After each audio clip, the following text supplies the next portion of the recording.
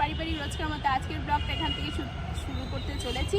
Today is a brand new blog, today is a brand new day, brand new blog নিয়ে শুরু করছি। তো আজকে নতুন বাচ্চা ভর্তির পরীক্ষা আছে, দেখো আবার বসছি। বললাম না আমাদের যেহেতু এটা মিশনের মধ্যে আর কি এনজিওর, বুঝতেই পারছো, ও পরীক্ষার ডেট দিয়েও পরে আরও পরীক্ষা নিতে হয়। তো আজকে আবার পরীক্ষা নিচ্ছি, তো আজকে আর স্কুল ঘরে নিচ্ছি না, আর মৌসুমীকেও ডাকিনি। তো যাই হোক, এখন এখানে পরীক্ষা চলছে, একজন বাচ্চা গার্জিয়ান আসছে, তাদেরকে সব ডিটেলস বলে দেওয়া হচ্ছে, সব কী হবে না হবে অনেক কোয়ারি তাদের আছে। তো সেগুলো নিয়েই শুরু করছি। আজকে একটা স্পেশাল দিন, তোমাদেরকে বারবার বলে রেখেছি, কিছুক্ষণের মধ্যেই সেটা বলবো। তো এখন এইসব একটু গোছগাছ করে নিই, ঘরের মধ্যে গিয়েও কিছু এগিয়ে এসেছি, যাচ্ছি আসছি, শ্বশুরমশাইও যাচ্ছে আসছে এই হচ্ছে। তার মধ্যে দাদা নেই, গার্ডম্যান জাস্ট নাও এখন এলো। এবার একটুখানি মানে আমরা পাবো, কারণ গার্ডম্যান না থাকে কি হয়, খুব সমস্যা হয়। সকালবেলায় যেহেতু 8:30 টাইম ছিল, কোনো গার্জিয়ানই 8:30টায় আসেনি। আর কি বলবো, এদের ঠান্ডা লাগে, বাঙালি আমাদের ঠান্ডা লাগে না, আমরা 7 সকালে উঠে যাই। তো এই হচ্ছে ব্যাপার। তো এখন সকাল সকাল এইসব কাজগুলো আগে সারি, তারপরে তো আজকে অনেক কিছু হতে চলেছে। হ্যাঁ, তবে আজকে মায়ের কাছে আমি আর যাব না, কারণ আমার এদিকটা কাজকর্ম থাকবে। তো ও যাবে একবার গিয়ে দেখে আসবে। তা মাকেও বলে বুঝিয়ে আসা হয়েছে, অসুবিধা বিশেষ হওয়ার কথা না, যদি হয় দেখা যাবে। ঠাকুরের কাছে প্রে করছি যেন না হয়। চলো আজকের দিনটাকে শুরু করি। তো বন্ধুরা দেখো, এদিকে 5 রকমের ভাজা আমি কেটেছি। কি বৃত্তান্ত কেন, তার জন্য একটু ধৈর্য ধরো। 5 রকমের ভাজা কেটে স্পেশাল মটন ম্যারিনেট করে রাখা হয়েছে। আর গতকাল তো পায়েসটা করে রেখেছি, তোমরা জানোই। তো এই হচ্ছে ব্যাপার স্যাপার। আর এই মটনের আলু কেটেছি, একবার করে স্কুলের ওইখানে যাচ্ছি আসছি এই করছি, বুঝেছো? তো যাই হোক, মোটামুটিভাবে পরীক্ষা আপাতত নেওয়া হয়েছে। এখনও আসছে গার্জিয়ানরা কিছু বাচ্চাদেরকে নিয়ে, কি বলবো, এখন আমি চেঞ্জ করতে পারিনি, ওই জন্য যা বললাম তোমাদেরকে এখনো চেঞ্জ করতে পারিনি। এই ড্রেস পরেই এখন আপাতত রান্না করে চলে এসেছি। ওই যে গ্যাসে আমি ননস্টিক কড়াইটাও বসিয়ে দিলাম, আস্তে আস্তে না রেডি করলে ওদিকে শাশুড়ি মাও এখন একটু দেরি করেই ব্রেকফাস্ট করছে, তাই একটু চাপ হবে না আজকে, হয়তো টাইম মতো দিতে পারবো না, কারণ বুঝতেই পারছো সব কিছু রেডি করে আর কি হুটপাট করে, তো সেটা শাশুড়ি মা জানে, বুঝতেই পারছে। তো কেন কি বৃত্তান্ত, তার জন্য কিন্তু ওয়েট করতে হবে। প্লিজ ধৈর্য রাখো, বলবো। তো এখন ঝাপায় একটু আধটু রান্না করতে থাকি। ড্রেস এখন অবধি ছাড়তে পারছি না। শ্বশুরমশাই বললো যে এখনো আসতে পারে, অনেকে নাকি রাস্তায় তাকে ধরেছে। কি আর বলবো, আমি আর কিছু বলার নেই।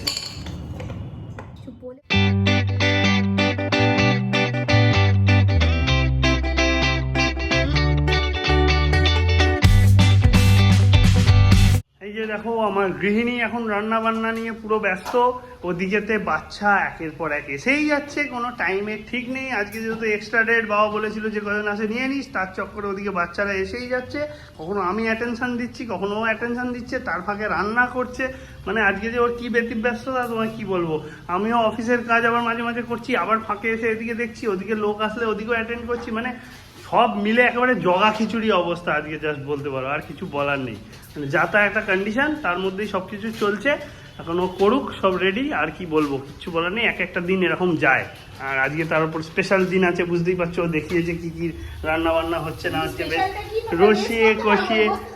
হ্যাঁ, গেস করতে থাকো, কমেন্ট বক্সে লিখতে থাকো। হ্যাঁ, ধৈর্য ধরে ব্লগটা পুরো দেখার আগেই গেস করতে থাকো, স্কিপ করে দেখো না, পুরো ব্লগটাই ভালো করে দেখো, তাহলেই বুঝতে পারবে যে আজকে কি স্পেশাল দিন। কি বলো? তার জন্য এত স্পেশাল রান্না একদম সব হচ্ছে। তো এদিকে মাটন বসে গেছে প্রেসার কুকারে, এদিকে কড়াই বসিয়েছি, আর রান্নাবান্না হালকা অবধি মোটামুটি হয়ে গেছে। তো কড়াই বসিয়েছি, এখন রাত্রির বেলার আর একটা আইটেম করব। তার জন্য এখানে মাংসটাকে একটুখানি পেস্ট করেছি, এখানে তার মশলা রেডি করা আছে। সেটা কি করব সেটা একবার তোমাদেরকে দেখাচ্ছি। এই দেখো, এখানে বুঝতেই পারছো কি সেদ্ধ রয়েছে মটর, এটা রাত্রির জন্য স্পেশাল। তো এটা আপাতত এবেলাতেই করে ফেলতে হবে আমাকে। তো চলো বাকি কাজগুলো সারি। ও আর এদিকে অলরেডি এখানে চাটনি আর এখানে পাঁপড় ভেজে রেখে দিয়েছি। তো এখানে তো 5 রকম ভাজা যেমন বললাম তেমন আছে। স্যালাড এখনও কাটা বাকি আছে, কিছুই এখনও পেরে উঠতে পারিনি, মানে করে উঠতে পারিনি। চলো করি। আমি একটুখানি কাজ থেকে উঠলাম, উঠে দেখছি এখনো পুরো দমে জোর কদমে রান্না বান্না চলছে। এদিকেও একটা জিনিস প্রিপেয়ার হচ্ছে মাটনের বলেছো রাত্রিরে। হ্যাঁ, এদিকে মাটন এখন প্রেসার কুকারে দিয়েছে রেডি হতে, সেদ্ধ হতে। তো করুক, ও আমারও কাজের চাপ আছে, তাহলে সবসময় ওকে সাপোর্ট করতে পারছি না, যেটুকু পাচ্ছি হেল্প করে দিচ্ছি, বাকি টাইম আমি আমার কাজ নিয়েই থাকছি। তো ফাইনালি দুপুরবেলায় বাবা মার অ্যানিভার্সারি উপলক্ষে সমস্ত খাওয়া দাওয়া রেডি করা কমপ্লিট হয়ে এখন বাবা মাকে ও খেতে দিয়ে দিয়েছে। বললো একটু রোদ্দুরেতেই বসে খাবো, যেহেতু ঠান্ডা ঠান্ডা ওয়েদার আছে, তাই রোদ্দুরেতেই সব কিছু বেড়ে ঠেড়ে দেওয়া হলো। আনন্দ করে খাচ্ছে, খুব আনন্দ পেয়েছে। আমরা দুজন এরকমভাবে সব কিছু তৈরি করেছি বলে আর অ্যারেঞ্জ করেছি বলে, যাই হোক এটা কিছুটা সারপ্রাইজ ছিল, সব কিছু বলিনি যে এতটা কিছু করব, আবার কিছুটা জানাও ছিল বলতে পারো। তো যাই হোক সব কিছু অ্যারেঞ্জ করে দিয়ে যেতে পেরেছে, এটাও আমাদেরও খুব ভালো লাগছে। এখন বেড়ে ঠেড়ে ও খাওয়াচ্ছে ভালোভাবে, বলছিল যে আমাদেরকেও সঙ্গে বসতে, কিন্তু আমরা বললাম না, আমরা একটু পরেই বসছি, তোমরা আগে খাওয়া দাওয়াটা ভালো করে সেরে দাও শান্তি মতন, তারপরে আমরা দুজন বসে আমরা ঠিক খেয়ে নেবো, আমাদের নিয়ে চিন্তা করতে হবে না। তা দিয়েছি, এখন খাচ্ছে, তাই জন্যে দুজন মিলে। ওদিকে আবার একটু মাকে জল এনে দিতে হবে মনে হয়, আমি জলও এনে দিই একটুখানি, ও আমায় দিলে, এই যে যাই আমি জলটা আনতে যাচ্ছি, ও ততক্ষণ বাবা মার প্রতি অ্যাটেনশনটা দিয়ে যা যা লাগবে সব দিতে থাকবো। বাবা মায়ের খাওয়া কমপ্লিট হওয়ার পর এবার ও আমাদের দুজনের জন্য খাবার দাবার বাড়ছে, মাংস টাংস দিয়ে সব কিছু দিয়ে ভালো করে বাড়বে। আজকে তো অবভিয়াসলি ডায়েট হবে না, আমরাও পেট পুড়ে খাবো। খাবার দাবার বাড়া কমপ্লিট, এই যে আমাদের দুজনের ও রেডি করে ফেলেছে, তখন তো বাড়ছিল তোমার দেখালাম। এদিকে একটু একটু সিরিয়াল দেখবো আর মাটন দিয়ে রসিয়ে খাবো। হ্যাঁ, মিষ্টি মিষ্টি সব না, নো মিষ্টি, এখন মাটন দিয়ে ভাত হলেই হয়ে যাবে, কোনো মিষ্টি চাই না এখন আমার। এখন একটু সিরিয়াল আর মাটন দিয়ে ভাত, ব্যাস, তারই শান্তি। বন্ধুরা এখন মোটামুটি 4টে 4:30 বাজে। এতক্ষণ ধরে করছিলাম কাজ, মেশিন গেছে স্ট্যান্ড বাইয়ে, কেননা খানিকক্ষণ বসেছিলাম, রেস্ট নিচ্ছিলাম, একটু মাথা ব্যথা ধরে গেছে। আজ সকাল থেকে ওর আমার দুজনেরই একটুখানি এদিক ওদিক এদিক ওদিক এদিক ওদিক এরকম সিচুয়েশান চলছে। তো ও খুবই টায়ার্ড হয়ে পড়েছে। এবার আমি ভাবলাম 4টে 4:30 বাজে, কাজের চাপ একটু হালকা হয়েছে, আবার সন্ধ্যের দিকে করবো। প্লাস আজকের রাত্রিরে বাবা আমার অ্যানিভার্সারি আছে বলে অবভিয়াসলি আমি যোগা করতে যাচ্ছি না। তো যেহেতু যোগা করতে যাচ্ছি না, আমি রাত্রের দিকেও কাজে সামাল দিয়ে দিতে পারবো, সেই কথাটা মাথায় রেখে সেই কথাটা মাথায় রেখে আমি এখন শাশুড়ি মাকে একটু খাওয়া দাওয়াগুলো দিয়ে আসি। দুপুরে তো আর দিয়ে আসতে পারিনি, এখনই দিয়ে আসি, না হয় রাত্রের দিকেই খাবে। আমরা খেলাম খাসির মাংস, শাশুড়ি মা খাবে না, সেটা কি হয়? তাই জন্য এখন নিয়ে যাচ্ছি, দিয়ে চট করে চলে আসবো। ওখানে আর ব্লগ কতটা করতে পারবো আমি জানি না, কারণ আমি হাতে একদমই টাইম নিয়ে যাচ্ছি না, জাস্ট যাবো, ডেলিভার করবো like a delivery boy, Swiggy boy, দিয়ে বাড়ি চলে আসবো। এটা হচ্ছে 10 নিমিশন বয়, টিএমআই বয়। আচ্ছা ঠিক আছে, চলো এখন বেরোই, পরে প্রসেশন যাচ্ছে কি আমি জানি না, আওয়াজ শুনে বেরিয়ে এলাম।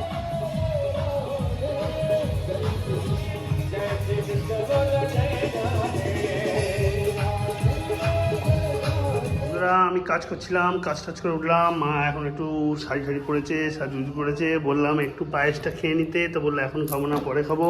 এদিকে ময়দা মাখলাম, মানে ও মাখলো ময়দা, আমি একটু হেল্প করে দিলাম, দিয়ে কেননা রাত্রিরে একটু লুচি লাচা টাইপের কিছু একটা হবে। তো যাই হোক, তার জন্য সব রেডি হলো। আজকে নো ডায়েট, আজকে খাওয়া দাওয়া, তারপর আরও কী কী প্রোগ্রাম হচ্ছে দেখতে থাকো, সাথে থাকো, আরও প্রোগ্রাম আসতে চলেছে, আরও অনেক কিছু এনজয়মেন্ট হবে। বন্ধুরা এখন ইভিনিং স্ন্যাক্স পার্ট 2 শ্বশুর শাশুড়িকে দেব।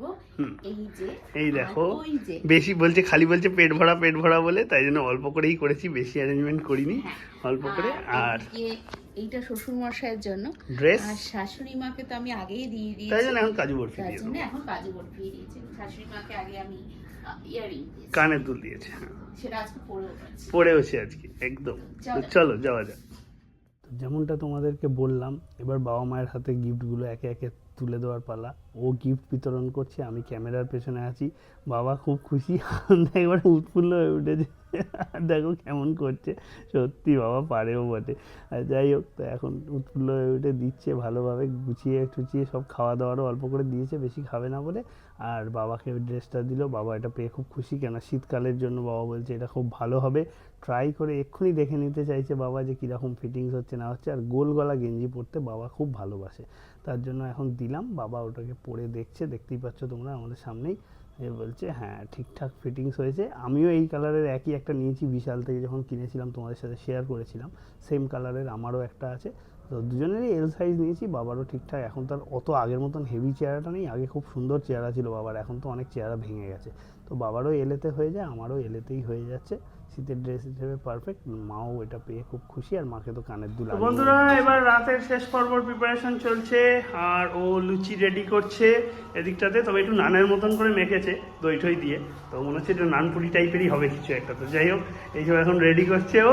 আর ওদিকে বাবা মা আসবে, তারপর খাওয়া দাওয়া ছাড়বো। এতক্ষণ আমরা করছিলাম একটুখানি সিরিয়াল দেখছিলাম, গল্প গুজব করছিলাম।